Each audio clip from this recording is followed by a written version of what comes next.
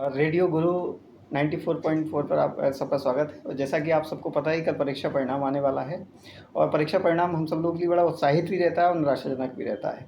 तो मैं हमेशा युवाओं से ये अपेक्षा करता हूँ, कभी निराश ना हो और ये आपका प्रारंभ भी हो सकता है। तो सबसे पहले एंजॉय करना सीखें और हमेशा जो कागज़ की अंक सूचियाँ होती हैं वो आपके लिए जीवन में सब कुछ नहीं होती। और इसके बाद भी हमारी अंदर की क्षमताएँ हैं, उनको आप लोग पहचानें, उनको आप डेवलप करें। ये इस पे हम लोग को ज़्यादा काम करना पड़ेगा। परीक्षा परिणाम कोई हमारा जीवन तय नहीं करते कि हम आगे जाके क्या करेंगे, क्या बनेंगे। क्योंकि हम जीवन में लाइफ में उनसे ज़्यादा सीखते हैं जो कभी स्कूल और कॉलेज भी नहीं गए। आप महापुरुषों को लीजिए, उनके पास रहीम को लीजिए, कबीर को लीजिए, मीराबाई को लीजिए, कौन सी यूनिवर्सिटियों में पढ़े, कौन कौन सी डिग्रियाँ इनके पास थी। इनके पास जीवन में कुछ नहीं था, लेकिन जीवन का अनुभव बहुत सिखाता है।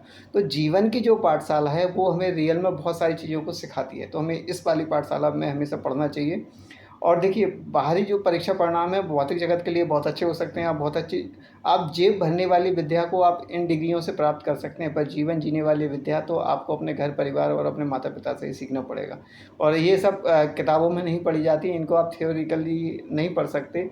ये आपको प्रैक्टिकली जब आप मैदान में उतरेंगे, अपने घर परिवार के साथ रहेंगे, तो इन सब चीज़ें आपके बहुत सारी जीवन में काम में आने वाली हैं।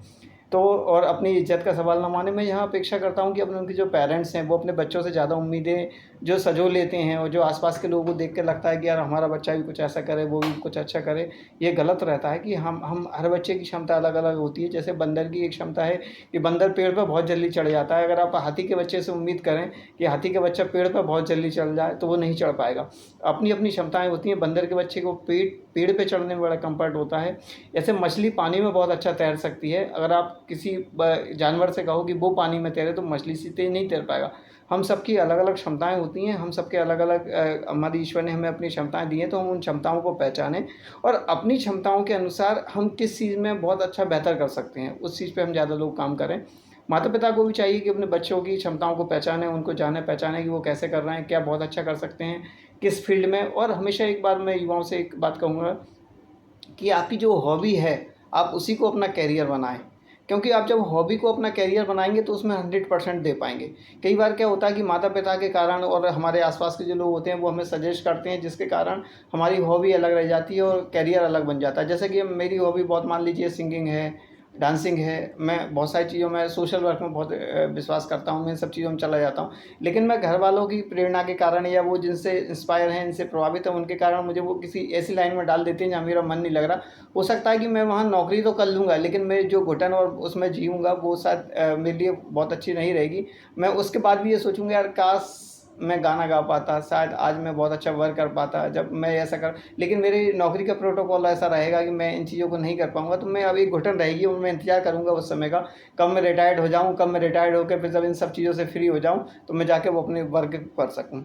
तो मैं आप लोगों से, सारे पेरेंट्स से यही अपेक्षा करता हूँ कि आप बच्चों से ज़्यादा अपेक्षाएँ ना पालें, उनका साथ दें। क्योंकि इस समय परीक्षा परिणाम आने के बाद अगर बच्चों को सबसे ज़्यादा किसी सपोर्ट की आवश्यकता होती है, उसके फैमिली के सपोर्ट की होती है।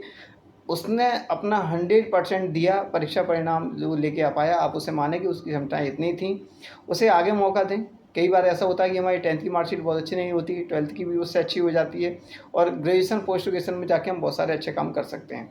तो मैं सारे पेरेंट्स से ये अपेक्षा करता हूँ कि ये बच्चों पे अनर्गला दबाव ना डालें और किसी से तुलना ना करें कि अब उसके फलाने के बच्चे ने इतना ले आया, तुम इतने कम लेके क्यों आ रहे हो।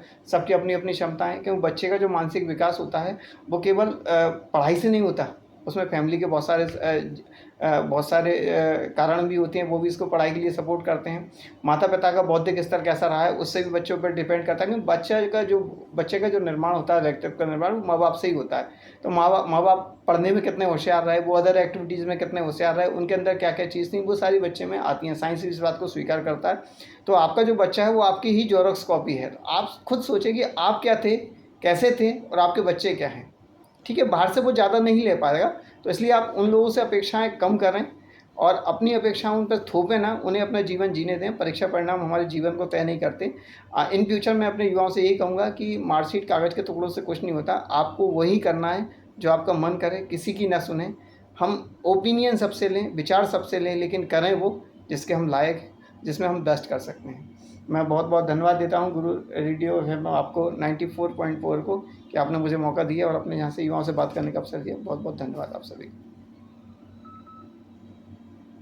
फुट नहीं आया अभी।